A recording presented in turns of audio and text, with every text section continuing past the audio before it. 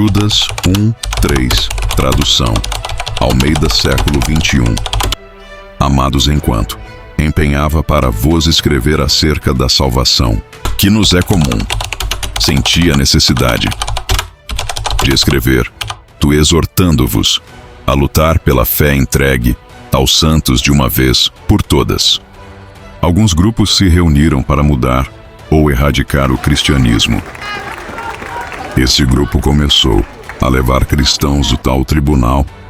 Atacavam a fé por mentiras e contradições que alegaram estar na Bíblia.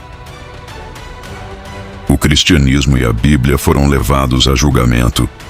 A sociedade ficou dividida. Um estudante de teologia se posiciona e começa a defender o Evangelho e a fé.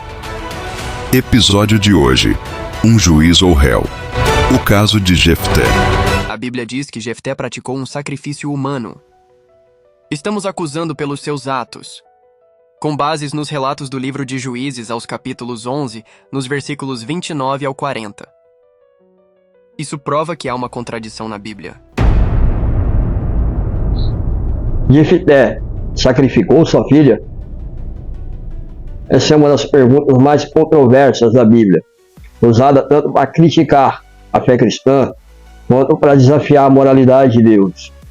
Mas, se eu lhe dissesse que a leitura superficial dessa passagem leva a uma conclusão precipitada, ou a conclusões precipitadas, e na verdade há uma explicação que faz todo o sentido histórico, textual e teológico. Eu sou o Thiago, sou formando em teologia, especialista em hermenêutica, apologética cristã e exegese. Vamos ao contexto.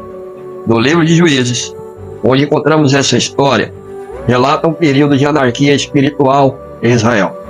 Cada um fazia o que era certo aos seus próprios olhos, como você pode ler em Juízes capítulo 21, versículo 25 adiante.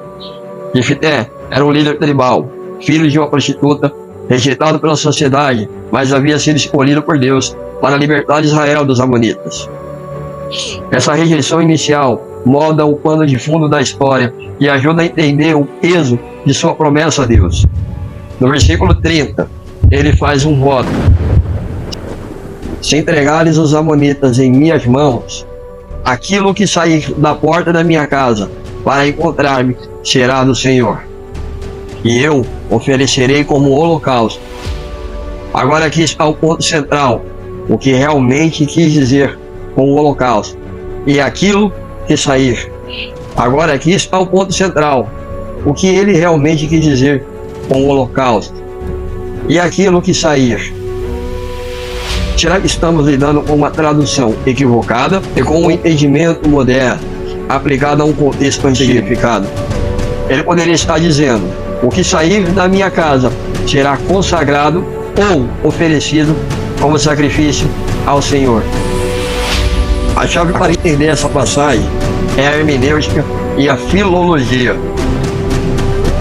No hebraico original, a palavra traduzida como "e" no voto de Jefté e "eu oferecerei como holocausto" também pode ser traduzida como "ou", e isso muda totalmente o significado. A consagração era uma prática comum na época. Pessoas eram dedicadas ao serviço de Deus, como Samuel, por exemplo, foi dedicado por sua mãe, Ana.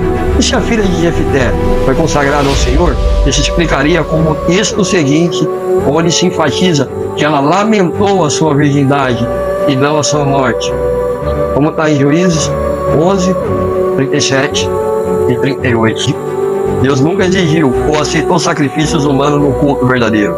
Jeremias, o livro de Jeremias 19, versículo 5, é claro: algo que nunca ordenei, nem falei, nem me veio à mente. Além disso, a lei mosaica proibia sacrifícios humanos. Deuteronômio, capítulo 12, versículo 31, mostra isso. Se Jefté tivesse cometido tal ato, ele estaria violando frontalmente a lei. Seria improvável que Deus abençoasse a sua vitória contra os amonitas. E se ele fosse tão desobediente, seria improvável que Deus abençoasse a sua vitória contra os amonitas, se ele fosse tão desobediente. Então, o que realmente aconteceu? A filha de Jefté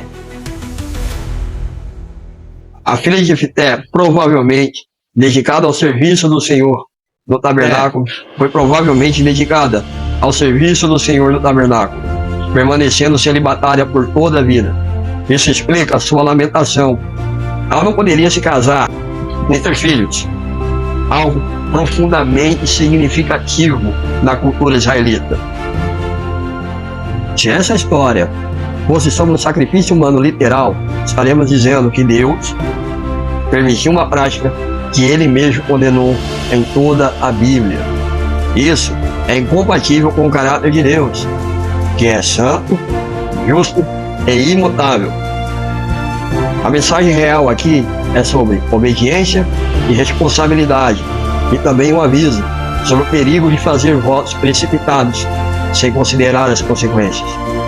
Mas também é uma história de redenção. Mesmo em meio a um erro humano, Deus continua fiel aos seus planos. A história de Jefté não é uma acusação contra Deus, mas um convite para estudarmos a Bíblia com profundidade e entendermos o seu caráter. Quando olhamos além da superfície e aplicamos hermenêutica, exegese, filologia, descobrimos que a verdade bíblica é consistente e irrefutável. E agora, eu quero ouvir de você.